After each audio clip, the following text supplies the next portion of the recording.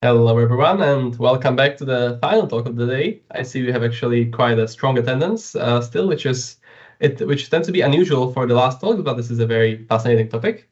So today we have Kurtis Minder. We're supposed to have Paul here as well, but Kurtis will be jumping in for Paul, and we'll be talking about paying ransomware, which is a very, I would say, a hot topic of debate all across the world, and depends on where you are. I believe it's also illegal. So quite a polarizing topic. So with that, Kurtis, the stage is yours. Please take it away. All right, thank you so much. I'm going to go ahead and share my content.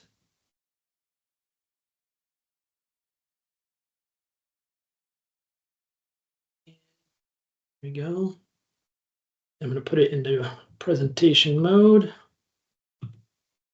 Can everybody see that okay? Yeah, I can see it. I can see it okay, I think. Yeah, I think they tried to fix it so that the resolution was better, but now it doesn't seem to be doing that. Hopefully everybody can see the slides okay. My apologies for that. So let me just start off with, I came up with this talk, and this is the second time I've done it. I did it a few weeks ago at B-Sides, Florida, because I had some existential concerns around ransom payments. Now, at the risk of calling myself a hypocrite, I have a background in helping clients worldwide, but also in the US primarily, navigate ransomware incidents, and including paying ransoms on occasion. And I had, let's call it circumstantial evidence that gave me some concerns, and I wanted to do some research. So I partnered up with Paul. Just a little bit about myself and Paul. My background is over 30 years in cybersecurity, 20 years in what I would call cyber espionage. I built a company called GroupSense. We became quite well known for, I think we'd call it threat actor engagement, but basically doing espionage work in the dark web, on Telegram, things like that. We had a worldwide team, spoke 20-some languages, and made best friends with bad guys. But we also built a program for ransomware response. Part of that was, and something that I've personally become quite well known for, is negotiating with the cyber criminals. And I'll come back to that in a second about what that looks like. Paul, good friend of mine, and his background, former Irish National Police, Interpol digital investigator, and then he came to the US and worked for a company called TRM Labs. If you're not familiar with TRM, they are in the cryptocurrency intelligence space or cryptocurrency investigation space. Paul and I had collaborated on a lot of pro bono work in the past, where we've done work for people who have been extorted or scammed and things like that. And that's how I got to know him. And, I called him up a few months ago, and I said, Paul, if I gave you some wallets and some, maybe a list of some shady, let's call them charities, could you connect the dots between a ransom payment and illegal international activity? And so that's kind of what we did here. And I'll walk you through what that looks like. So my background in ransomware response has put me in front of literally hundreds of victims. I have, at GroupSense, we had a practice where most of our clients were brought to us by cyber insurance companies or large law firms. So they were quite large companies, the victims that were being impacted. I also have a nonprofit where I help small businesses and individuals who are attacked. And so I have visibility across the spectrum as far as the size of and scope of these attacks, right? So they in the large corporation, it's a boardroom full of people. You've got the CEO, the CFO, you've got internal and external counsel, you've got a representative from maybe a cyber incident response firm, and maybe PR, some public relations people. There's a lot of people in the room, a lot of personalities.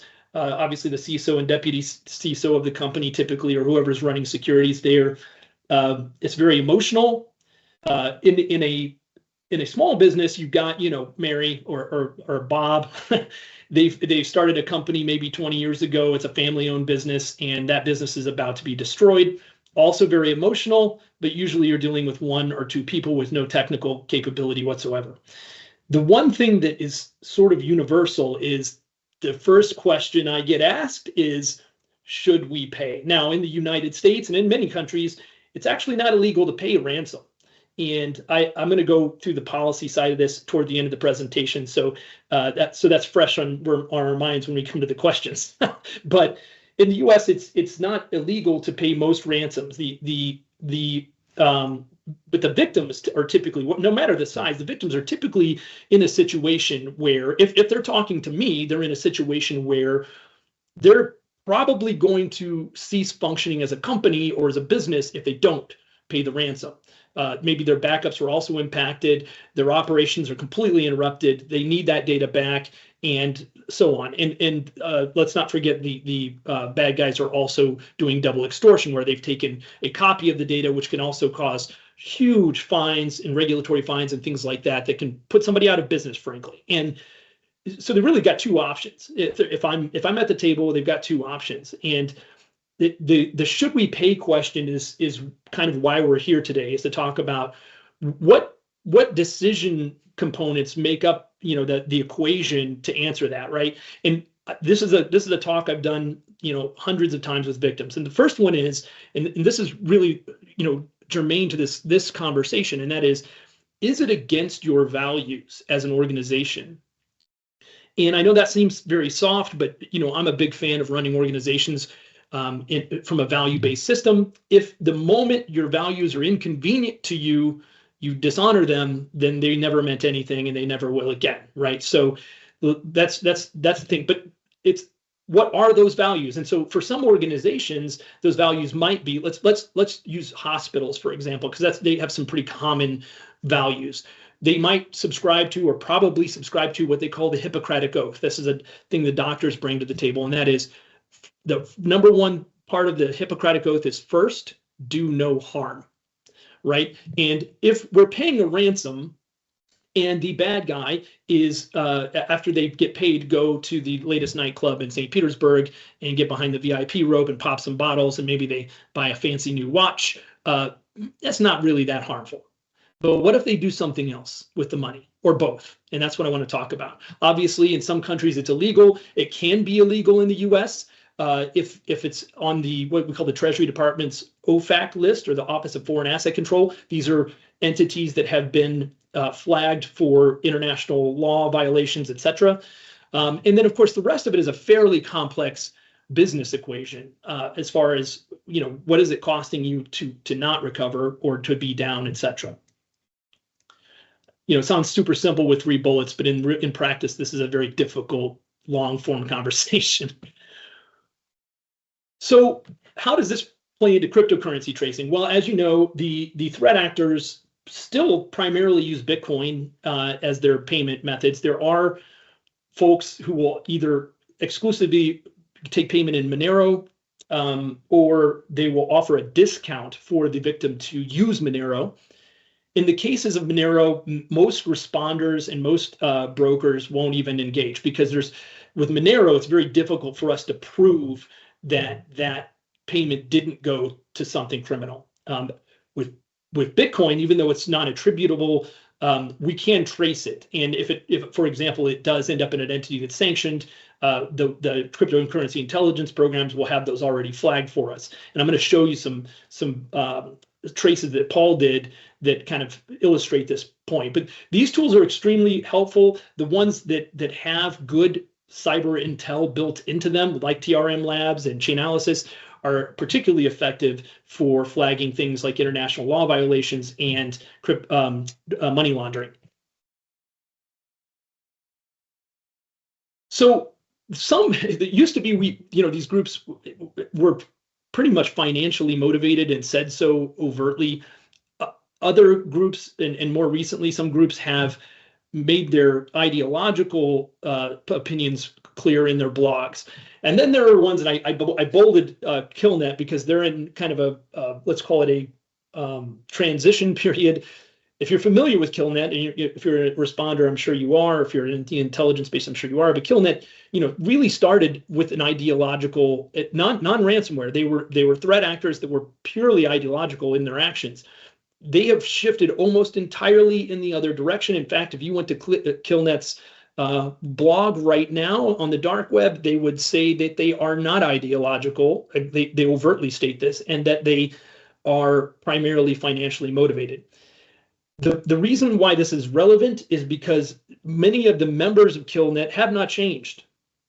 So my point is that they had strong ideological beliefs before, that they were so fervent about these ideological beliefs that they started a hacking group and started attacking people and publishing blogs on it.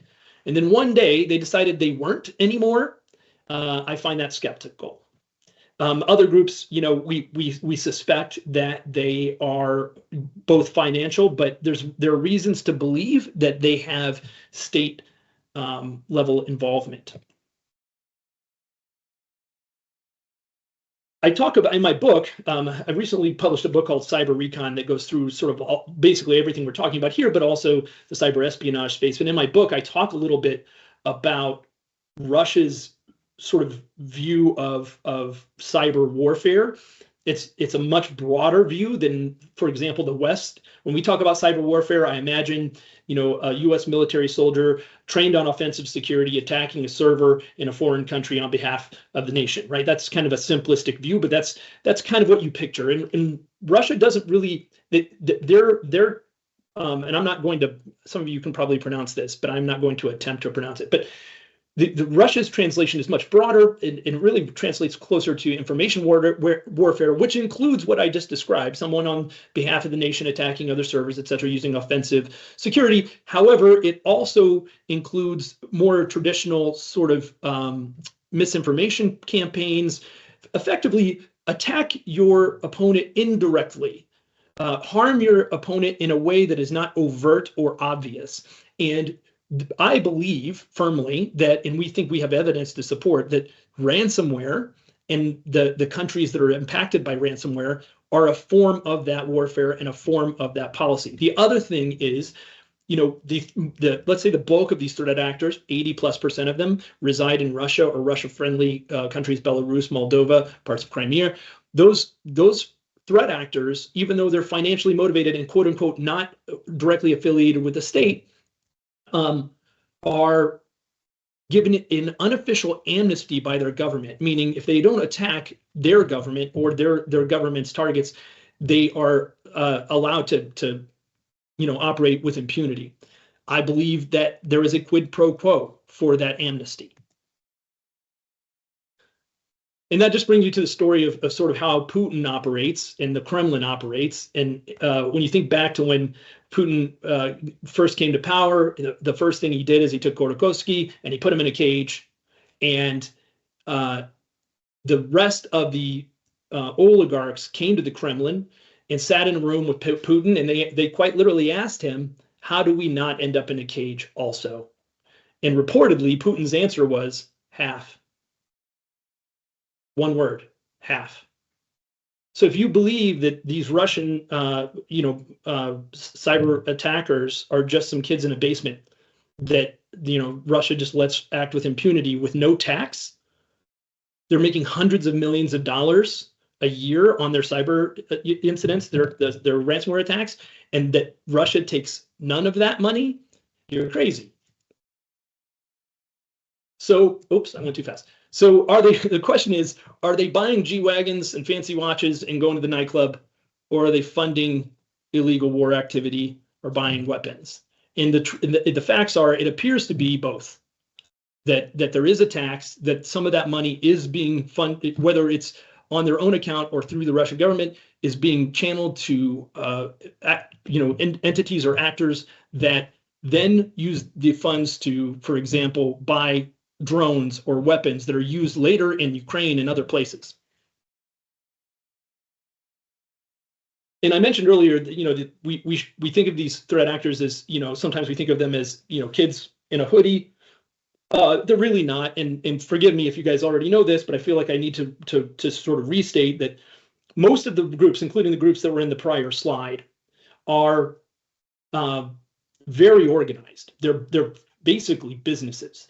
a lot of these people report to an office. And when we saw, for example, the Conti leaks, that sort of validated that a couple years ago when that came out, where we saw that they've got employees, they've got middle management, they've got quotas, they have office politics, and they even have, for example, President's Club, where if you beat your quota, they'll send you off to Dubai to hang out in one of the leaders' penthouses for a weekend to reward you for your work. So these guys aren't disorganized. They're very organized. They have systems, and I could do another talk for an hour on how they've matured their ransomware negotiation strategies, and they've read the same books I've read. They're probably reading my book, which is somewhat ironic. So how are they moving the ransom money around? Well, primarily it is through two channels. One is charities. I mentioned that earlier. There are a number of charities, on both sides, by the way. I don't want to make this all about Russia and Putin, and I'm going to show you some tracing visuals that will show you that also Ukraine is getting questionable money from these avenues. But these charities then sort of will funnel the money back to the other organization, and like I said, I'll have a visual for that.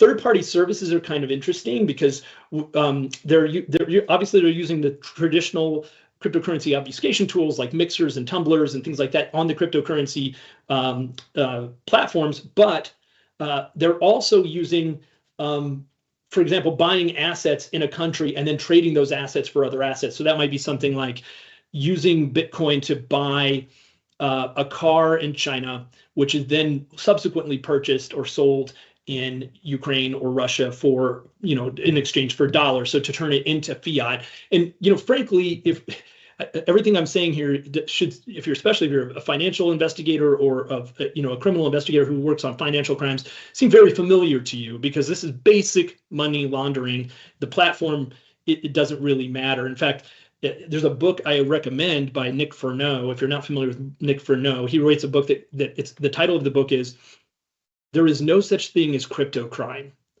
And the fundamental premise of that book is that crypto crime is just financial crime. The platform doesn't matter. And that's what we're seeing here when we start to trace the money. Like I said, it doesn't matter where these folks, what side these folks are on. It is happening on all sides, some sides more than others. We've also seen versions of this, prior to the Ukraine war. We've seen versions of this funding other militant activity in the past, including, for example, the North Korean nuclear program. So this is definitely going to be an eye chart, given the resolution challenges. By the way, I'm happy to provide these slides. I'm sure that the conference can give an avenue for me to do that.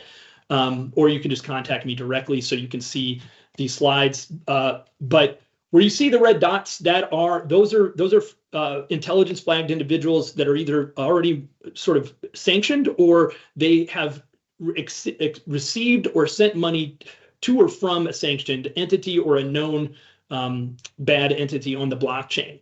And the little orange dot in the middle, that is the Ukraine DAO. That is their nonprofit cryptocurrency donation platform. It's non-attributable, so they don't care who the money comes from, frankly. And so, as you can see here, many of the funds going into the Ukraine DAO are coming from questionable places. Now, one thing that we've seen evidence of, though, is because often when these are flagged, those wallets are then either seized if the funds cross a cryptocurrency exchange that we have some jurisdiction over. Those funds will be seized or stopped. We believe that there's evidence to support that the Russian actors are purposefully sending small amounts of money from sanctioned entities into those other wallets so that they will be flagged, so that money will get seized, so that it doesn't make it to the DAO. Not that that's all what's happening here, but some of that is they're literally poisoning the donation wallets before they make it to the DAO itself. It's crazy. This is a specific, by the way, we're using a platform called Nominus here. I just want to, give them a shout out for letting us use the platform, but cryptocurrency intelligence platform. And again, Paul did all of this work. So, credit to Paul. Sorry, he's not here. By the way, he has a wonderful Irish accent. It's much nicer than mine. So I apologize. You have to listen to my Midwestern US accent. But what this is basically illustrating is funds coming from ransom sources into the Military Patriotic Club Russisch, which is the it's basically a entity, a commercial entity that is supporting paramilitary activity in Ukraine on behalf of Russia. So this is the quantitative evidence that some ransom money is ending up harming people. I already mentioned Lazarus. That's the hacking group on behalf of North Korea. It's been very effective. Their attacks tend to be more along the lines, rather than ransoms, attacking cryptocurrency or scamming cryptocurrency exchanges. But nevertheless, illicit activity to then launder money and send it to countries where they can procure weapons, platforms, and things like that. This is also, and we've seen examples, and this is pretty well documented if you Google some of this, that they'll actually use the cryptocurrency to purchase large assets in, for example, China, and then those assets will then be subsequently sold in yet another country in exchange for the fiat dollars, which are then used to purchase centrifuges through an anonymous third party from Siemens or something like that. So again, the patterns here are not new. They're basic money laundering 101. This is the flow analysis showing how some crypto has been used to fund, for example, the Houthis and or Hezbollah in some cases. And it's some of the exchanges that are being used are also the Russian exchanges. I think I talk about how it's interesting that Russia, given the choice of prisoner exchanges last year, exchanged Alexander Vinnik over a lot of other high-profile assets that we had here in the U.S. And if you're not familiar with Alexander Vinnik, he is the creator and architect behind BTC-E. BTC-E was one of the biggest crypto exchanges for illegal activity based out of Russia.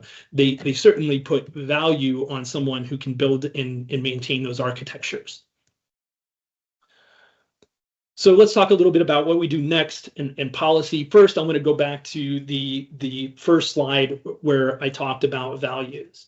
So if your values are first, do no harm, or that your organization will not do anything that materially or physically harms another human being, after this presentation or with some evidence that I've presented here, you should think twice about paying a ransom, because it is highly likely that some of that money may end up physically harming a human being. And with regards to the Hippocratic Oath, I think if a penny of that money ends up harming a human being, then you cannot pay the ransom. As far as policy, I've actually given talks to 2 different committees in the U.S. Congress. I've met with White House OMB. I've talked to a lot of folks about policy on this. When I started the talk, I said, hey, a lot of times these victims are in a situation where they are going to cease existing as a business if they don't pay a ransom.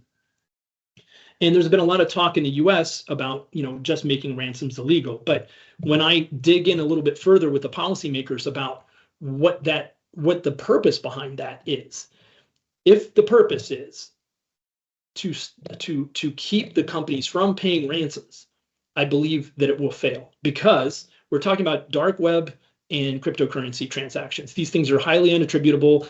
What effectively is going to happen is the government is going to lose visibility to these attacks. They're just going to happen. They're going to happen under the table. So as a business owner, especially a small business owner, if you're talking about losing the company you've built for the last 25 years, you're going to pay the ransom, and you're just not going to tell anyone, right? If you have a choice of pay the ransom or go out of business. And so from a policy standpoint, I've been advocating for what I call the third option. The third option is it's 2 things. It's one, it's a government-funded prevention and neutralizing program that helps companies defend themselves. And I could talk again an hour on the policy side of this, but I would say that today, because technology adoption is fundamental to running a business, that it is unreasonable to expect the average person or small business owner to understand and mitigate the risks associated with their technology adoption. That is unreasonable. Like I'm a very technical person. I have no idea how my iPhone works, right? And I shouldn't be expected to know that.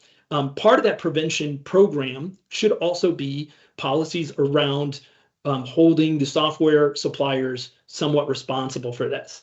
And again, that's very controversial, but I do feel that that is necessary. So the second part of it is a government subsidized recovery program. So give them a third option. Their options are go out of business, pay a ransom, and let's give them a third one. And I believe those activities will actually start to curb ransom payments and pretty much only those. And obviously, reduce the number of funds that are going to these sort of illicit activities from a government or state actor standpoint.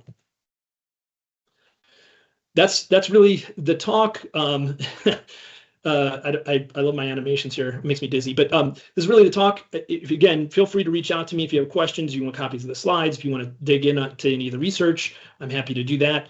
And please consider also taking a look at my book. Thank you very much, and I'll take any questions.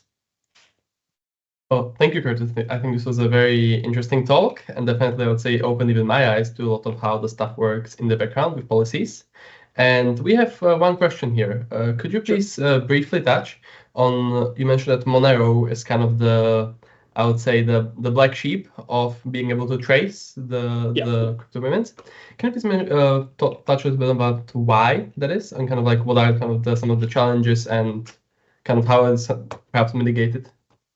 Yeah, so I'm not the expert. I wish Paul was here because he could really get into the bits and bytes of how Monero works as a privacy token. But I will tell you that one of the ways that Monero is used to break the tracing chain. So what they'll often do, and we can see this on the blockchain. We can watch this happen, and it just the money just disappears into nowhere. And what they do is they will take, for example, money out of a Bitcoin wallet and they'll move it to a Monero wallet. But that Monero wallet's a hardware wallet, so it's not actively managed on a cloud chain or something like that. And then they will then pay another Monero wallet from that wallet, which is also a hardware wallet, and then transfer it back to the Bitcoin on the exchange. So that there's a complete physical disconnect between the actual, because Bitcoin's actually much more useful on the blockchain. So they want to get it back into Bitcoin, but they want to stop us from being able to trace it. It's a little bit heavy lift, but this happens quite a bit.